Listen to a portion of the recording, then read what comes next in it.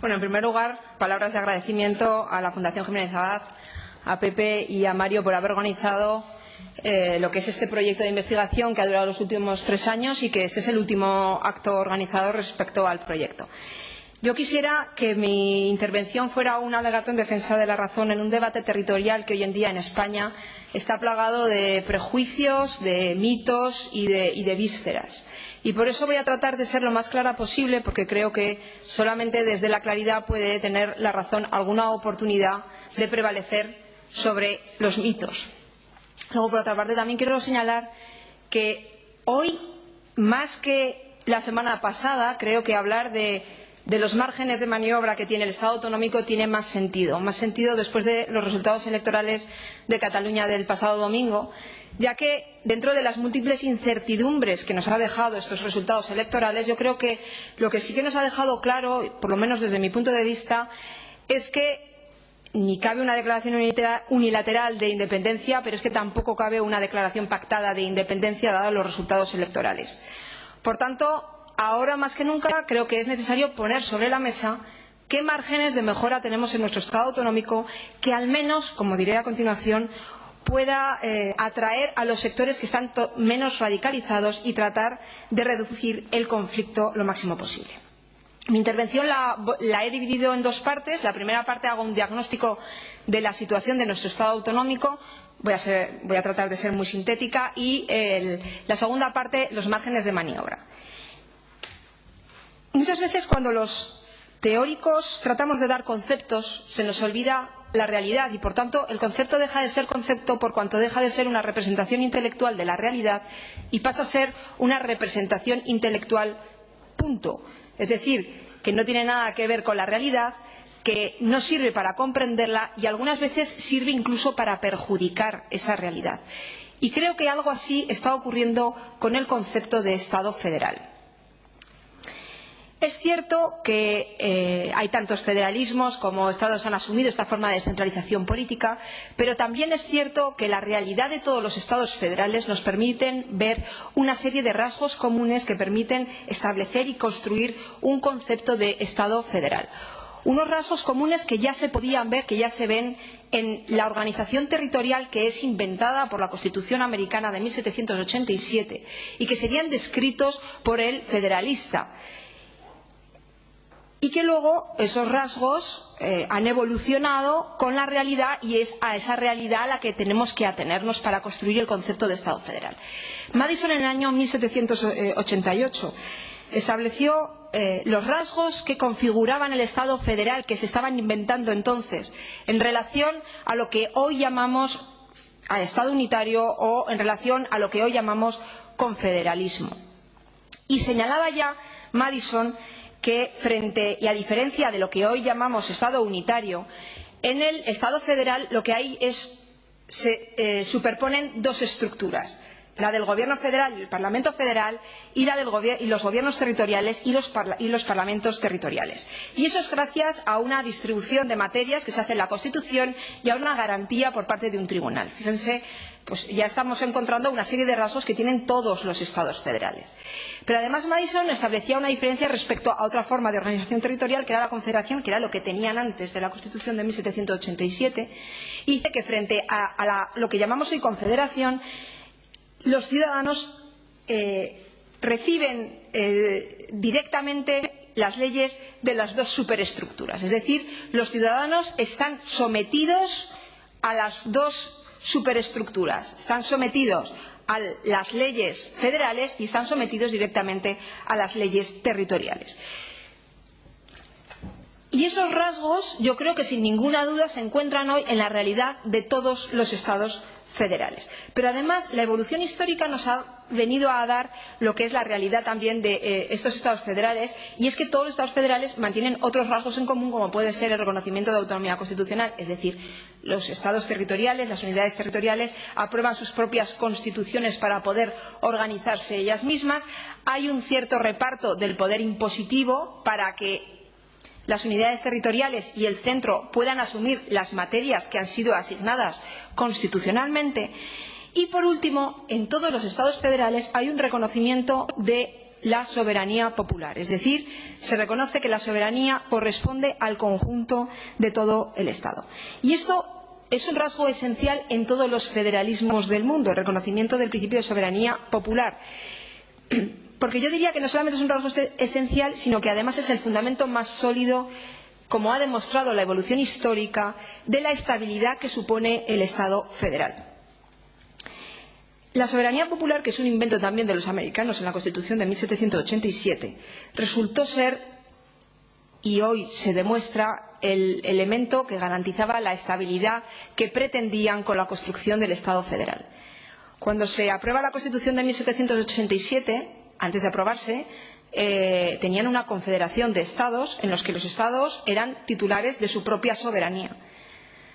Y prueba de eso es que para aprobar la Constitución de 1787 se necesita la ratificación unánime de todos los estados para aprobar la Constitución americana.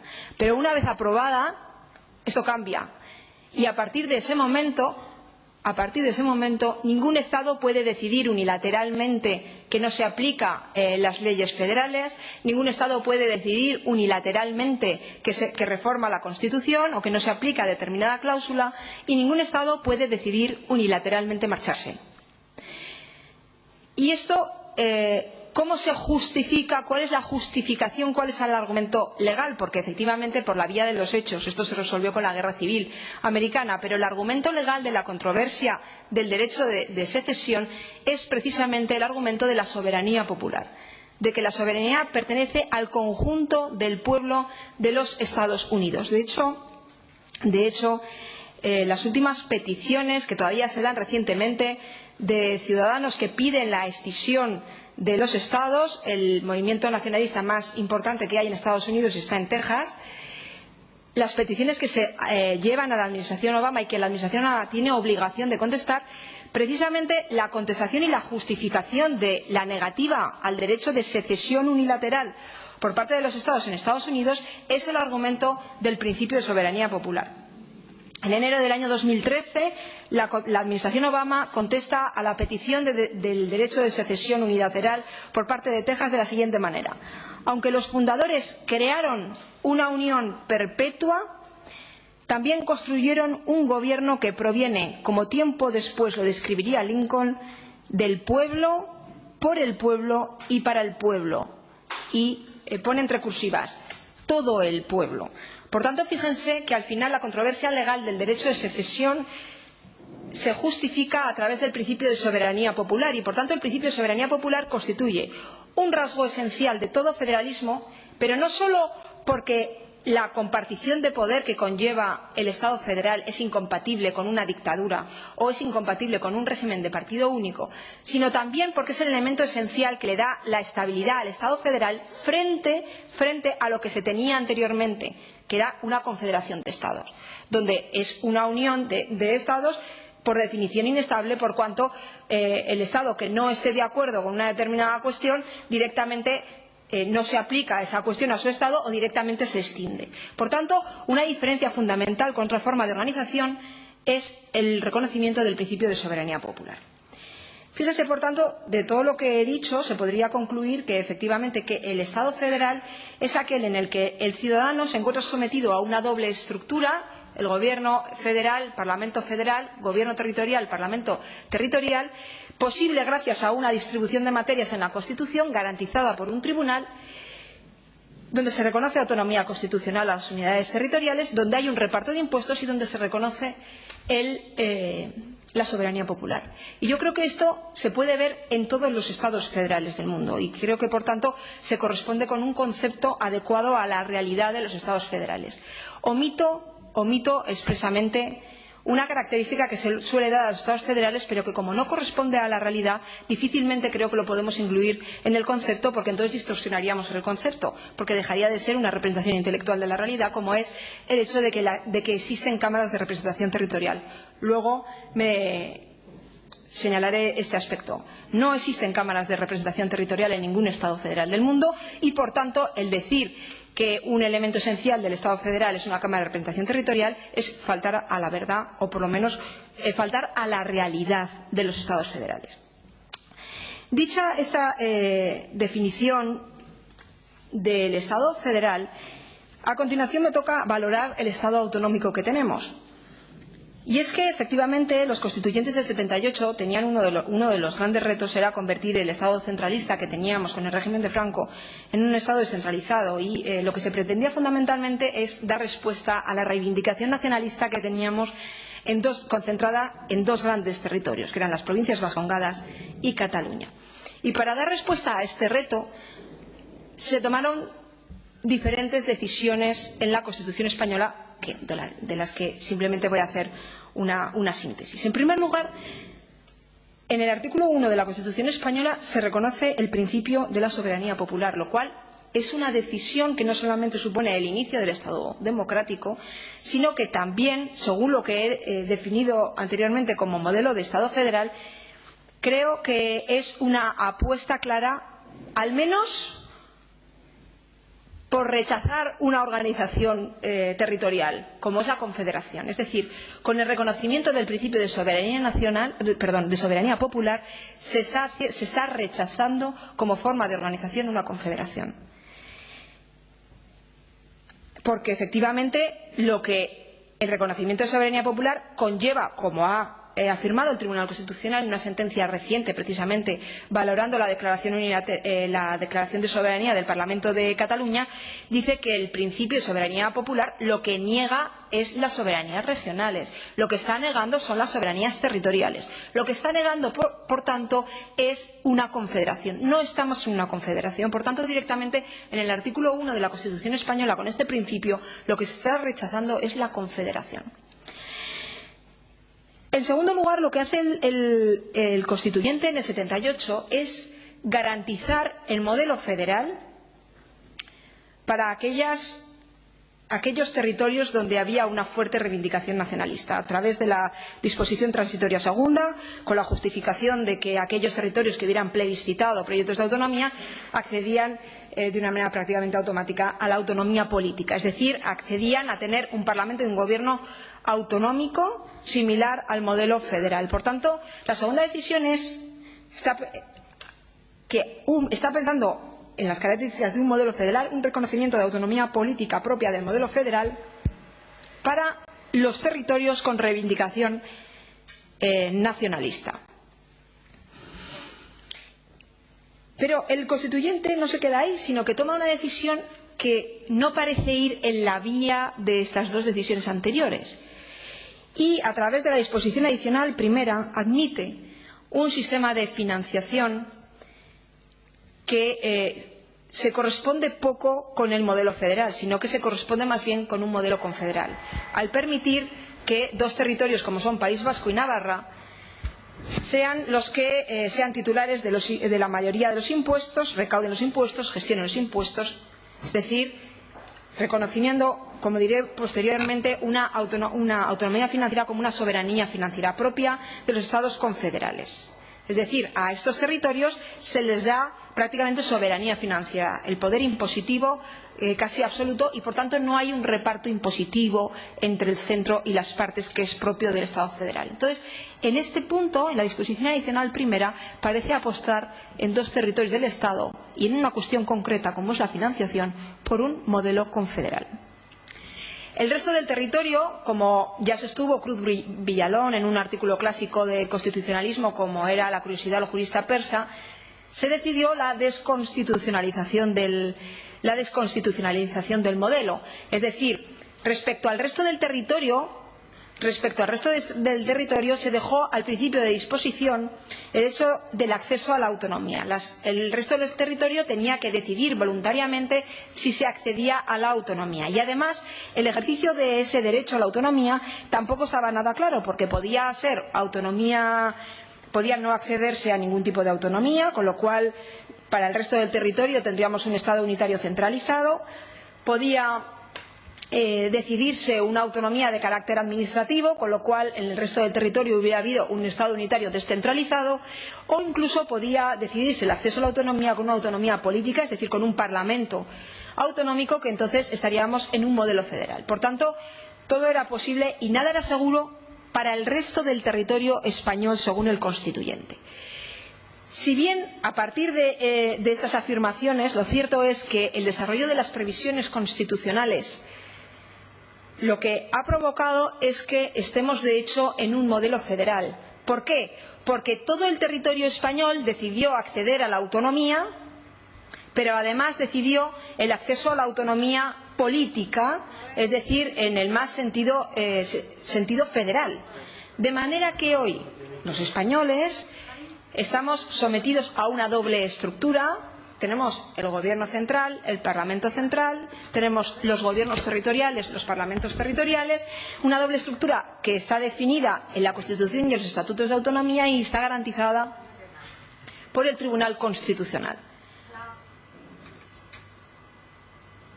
Y además, como digo, hay un reconocimiento de la soberanía popular.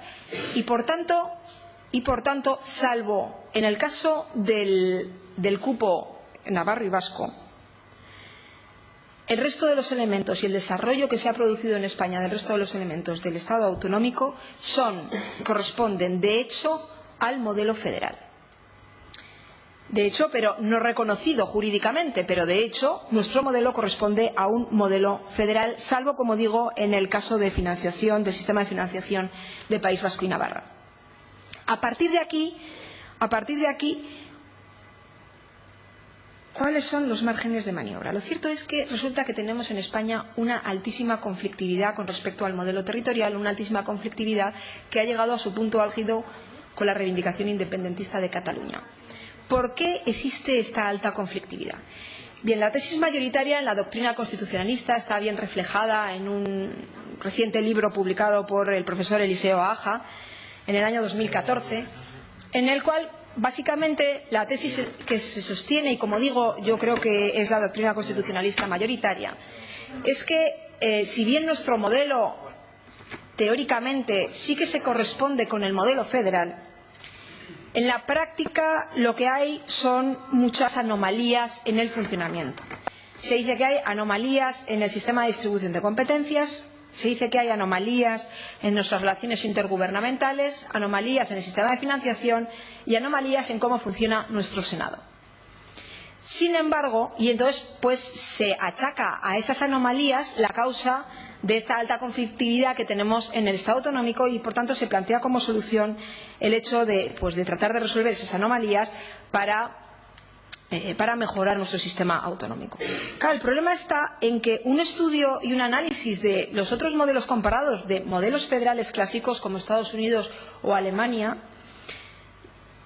un análisis de esos modelos nos permite ver que muchas de las disfuncionalidades que se aprecian en el funcionamiento de nuestro modelo se aprecian igualmente en el funcionamiento de modelos clásicos federales. Y, sin embargo, no existe la conflictividad que existe en nuestro modelo territorial. Por tanto, el hecho de que esas disfuncionalidades existan en otros modelos a mí me permite concluir que o bien no son disfuncionalidades o bien es un poco utópico el tratar de superarlas y que, por tanto, no podemos encontrar la causa de la alta conflictividad que hay en España en esas disfuncionalidades. Desde mi punto de vista, la alta conflictividad que tenemos actualmente en España se debe a la verdadera peculiaridad que tiene nuestro Estado autonómico, que es la fuerza que tienen los partidos nacionalistas en España y la defensa y su defensa de modelos que son confederales, no modelos federales. Es decir, que la peculiaridad de nuestro Estado autonómico, la peculiaridad real, en todos los estados federales hay partidos nacionalistas. Ya he comentado que, por ejemplo, en Estados Unidos, en Texas es donde el movimiento nacionalista es más importante, pero que no tiene relación con la fuerza que tiene aquí en España los movimientos nacionalistas. Por tanto, yo creo que la peculiaridad que tiene nuestro modelo territorial es precisamente la fuerza de los partidos nacionalistas y su defensa de tesis que son confederales. Esto no quiere decir que no se pueda mejorar el Estado autonómico, que yo ahora voy a defender la mejora y la reforma constitucional para mejorar nuestro Estado autonómico.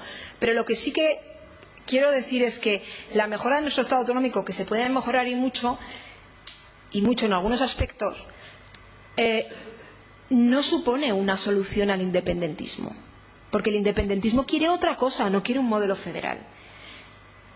La mejora de nuestro Estado autonómico, la mejora en sentido federal de nuestro Estado autonómico, lo único que puede suponer es una solución relativa que lo que sí que puede conseguir es atraer a los sectores que están menos radicalizados y, por tanto, creo que ahora precisamente es el mejor momento para empezar a poner sobre la mesa este tipo de mejoras del Estado autonómico para tratar al menos de reducir el conflicto que tenemos hoy en Cataluña.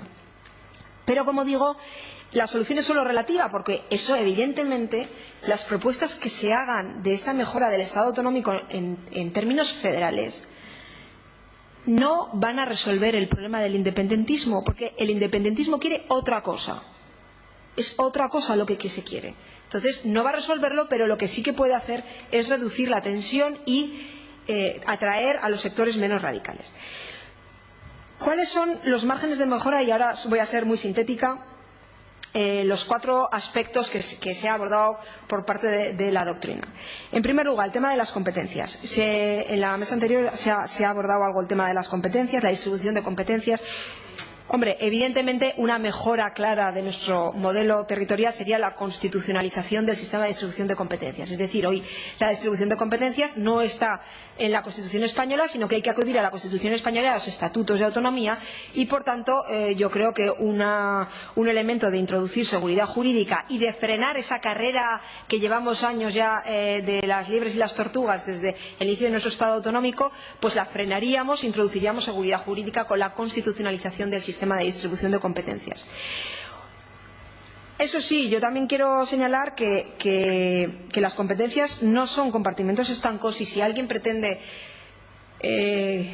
crear un federalismo dual, pues me temo que esto va a ser imposible, porque eso no existe en ningún Estado federal y eso se ha demostrado en la práctica. Las competencias básicas y las competencias transversales son esenciales en todo Estado federal. El federalismo americano como el federalismo alemán. Me da igual, el suizo, australiano, el canadiense, lo que quieran. Competencias básicas y competencias transversales son esencia de todo Estado federal y esas son ambiguas por definición. Es decir, al final ahí tiene una gran capacidad de maniobra el Gobierno central. Pero es que a mí me parece que eso es esencia del Estado federal, como se demuestra en todos los Estados federales del mundo. En Estados Unidos, hoy, por ejemplo, se está dando una tendencia enormemente centralizadora. Pero a lo largo de la historia depende en gran medida del Gobierno de turno. Por ejemplo, los republicanos suelen ser más descentralizadores y sin embargo, los demócratas suelen ser más centralizadores. Pero es que depende del Gobierno de turno porque, efectivamente, el Gobierno de turno tiene una gran capacidad de maniobra. Pero es que yo creo que eso es esencia del Estado federal. Por tanto, creo que ser realista es abordar la reforma constitucional sabiendo cuáles son los límites que vamos a tener. Y entre esos límites va a ser que no vamos a poder crear competencias estanco, porque eso es, en la realidad eso es imposible. Pero bueno, un avance sustancial sería la constitucionalización de las competencias. Las relaciones intergubernamentales. La doctrina constitucionalista ha criticado mucho las relaciones intergubernamentales y han considerado que es uno de los grandes déficits que tenemos, porque se achaca que las relaciones intergubernamentales son un instrumento que ha servido al Estado tradicionalmente para reducir la autonomía política de las comunidades autónomas. Les pongo un ejemplo para que no vean que estoy hablando de cosas muy abstractas. Por ejemplo, el programa me acuerdo del programa 2.0, no sé si se acordarán. Bueno, la competencia esencialmente en educación está hoy en manos de las comunidades autónomas y, sin embargo, el Gobierno central consideró que era de interés general el hecho de la digitalización y de que las nuevas tecnologías entraran en las aulas. Claro, el hecho de que las nuevas tecnologías entren en los colegios no es hoy una competencia del Estado. Sin embargo, ¿qué es lo que hizo? Aprobar el programa 2.0. ¿Y en qué consistía ese programa? Pues en dar dinero a las comunidades autónomas y en decir, yo voy a pactar con las comunidades autónomas, yo les voy a dar un dinero para que puedan introducir ordenadores en las aulas.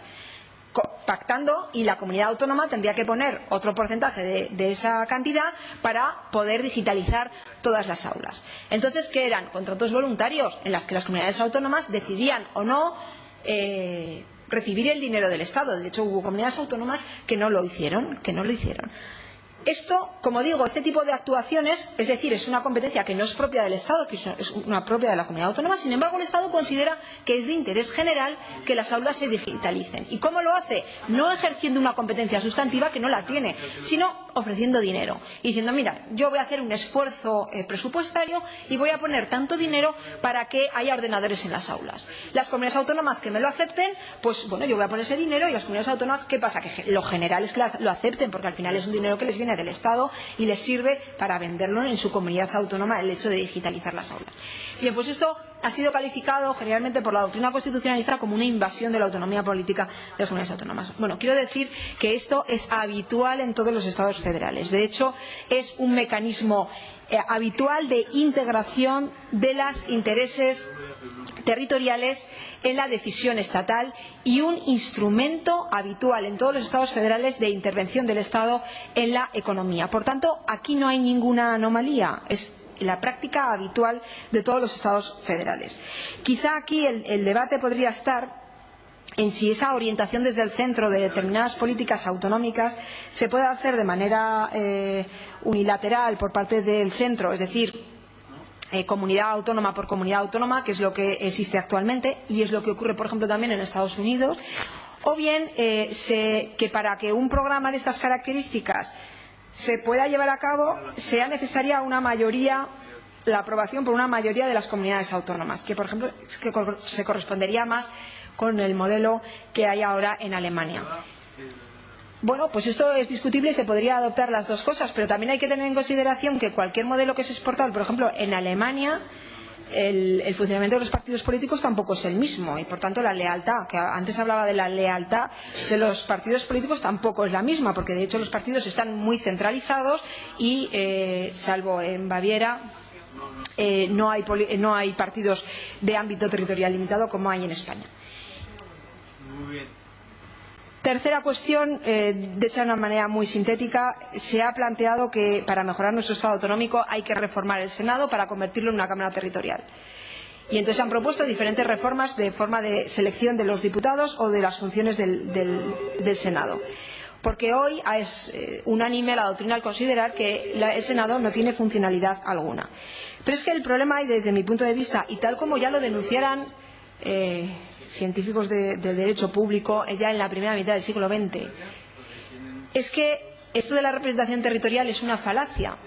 Y es que en las democracias actuales no cabe otra representación que sea la representación política, no cabe la representación territorial. No cabe una Cámara donde esté representada la voluntad de las comunidades autónomas, porque la voluntad de los territorios no existe. Existe la voluntad de los ciudadanos expresada a través de los partidos políticos. Y entonces, se haga como se haga, una segunda Cámara será una Cámara de representación política igual que la primera Cámara de representación política. Por tanto, no hay justificación para que haya una segunda Cámara en los Estados federales. Su origen es un origen histórico, tiene una justificación histórica en los Estados federales, pero no desde luego funcional hoy en día. De hecho, en ningún Estado federal del mundo la segunda Cámara funciona como Cámara de representación territorial. Ni en Estados Unidos, ni en Australia, ni en Canadá, ni en Suiza, ni en Austria. En fin, entonces, ¿cómo es posible? Yo simplemente hago una pregunta. ¿Cómo es posible, cuando no hay ninguna Cámara territorial en Estados federales, que se siga incluyendo como elemento del concepto del Estado federal una Cámara de representación territorial? Es que me parece absolutamente sorprendente. Incluso, y esto, doctrina mayor, vamos a ver, cualquiera que estudie las cámaras territoriales, ya el profesor Antonio Arroyo ha estudiado la Austria, ¿no? Fue el último tema de estudio, y llegan a la misma conclusión, que no funciona como una cámara de representación territorial. Y bueno, si consideramos que la mayoría de los estados federales, modelos clásicos federales, no funcionan como cámara de representación territorial, ¿cómo podemos estar diciendo que es una característica del Estado federal? La doctrina mayoritaria considera que hay una excepción, que es el Bundesrat alemán. Pero aunque admita eso, que sea una excepción, la excepción no puede determinar la regla. Por tanto, la excepción es la excepción. Pero ni siquiera el Bundesrat alemán me creo que funcione como una cámara de representación territorial por cómo funciona el Bundesrat, que es partidariamente, como se ha demostrado en la historia alemana. Por tanto, lo mejor que podemos hacer con el Senado es suprimirlo. Y esa es la mejora, una de las mejoras de nuestro Estado autonómico definitiva. La supresión del Estado federal. La supresión del Senado. Por cierto, esto no está incluido en ningún programa electoral de ningún partido político. A mí me gustaría que algún partido político lo incluyera. Pero hoy por hoy, nada, están todos con el rollo de la representación territorial, que es una falacia y que no existe. Y que es imposible que se pueda llevar a cabo. Por tanto, bueno. Otra cosa es la integración de los intereses territoriales, pero eso depende de otras cosas como es el sistema electoral y el sistema de partidos. Y ya para terminar, creo que la mejora de nuestro sistema autonómico, una mejora sustancial estaría fundamentalmente en materia de financiación de las comunidades autónomas. La autonomía financiera ha sido definida de dos maneras diferentes en función de los territorios. Ya lo he dicho, para el País Vasco y Navarra ha sido interpretada como una especie de soberanía financiera y, sin embargo, para el resto de los territorios ha sido interpretada como una suficiencia financiera. ¿Esto en qué se ha traducido, dicho de una manera muy sintética? En un sistema en el que, fundamentalmente, las comunidades autónomas no se financian a través de impuestos propios que hacen ellas, sino que se financian fundamentalmente a través de impuestos cedidos por el Estado, son impuestos, por tanto, del Estado. ¿Qué consecuencia ha tenido esto? Pues que las comunidades autónomas no se han hecho responsables fiscales de sus políticas de gastos. Somos mayores de edad para gastar, pero no somos mayores de edad para asumir y para crear los impuestos que financien nuestros gastos, dicho de una manera rápida. Por tanto, yo creo que una mejora sustancial del sistema sería sustituir el sistema hacer un sistema único de financiación y sustituir el sistema basado en impuestos cedidos por un sistema basado en impuestos propios, que puede servir, que facilita la claridad del ciudadano respecto a los servicios que está teniendo por parte de la Administración autonómica y también fomenta y es un incentivo para la Administración autonómica para el ejercicio de su responsabilidad fiscal. Termino. Por tanto, es posible la mejora de nuestro Estado autonómico, es posible, se puede mejorar el Estado autonómico, aunque no tenemos que pensar que esto va a resolver el problema independentista, sino solamente es una solución relativa que puede atraer los sectores menos radicales y una mejora sustancial de este Estado autonómico sería en el sistema fiscal de las comunidades autónomas, creando un sistema fundamentalmente basado en impuestos propios. Un sistema de estas características, como ha demostrado la práctica en Estados Unidos y en Canadá, que tienen un sistema similar, es que se le reconoce la responsabilidad fiscal a las comunidades autónomas, pero luego son las comunidades autónomas las que decidirían si asumen o no esa responsabilidad fiscal.